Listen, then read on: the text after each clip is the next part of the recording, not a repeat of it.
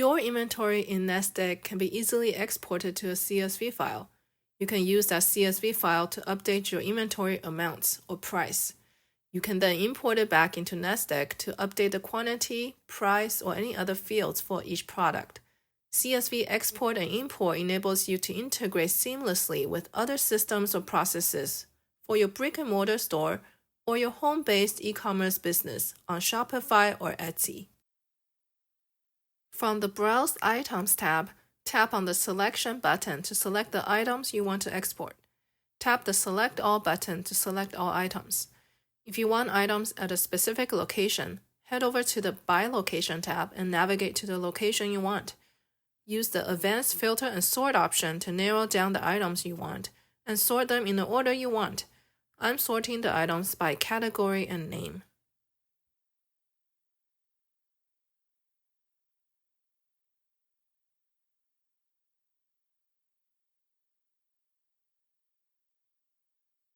Once you have selected the items, tap on the Action button and select Export. Here you can choose the fields to include in the CSV file. Select Nest Egg ID to include an ID that uniquely identifies the item. During import, the Nest Egg ID is used to locate the item to update. Select any other fields that you would like to include, as well as the fields whose values you wish to update. I'm selecting quantity and price and a few other fields. Use the reorder controls to place the fields in the order you want them to appear in the CSV file. I want the price column to come before quantity, so I'm moving price to above quantity. Tap Next. Export is completed, so let's head over to the Shared Files area. We see the export file here with .csv extension. Note that if images or attachments were chosen to be included in the export, this would be a zip file instead.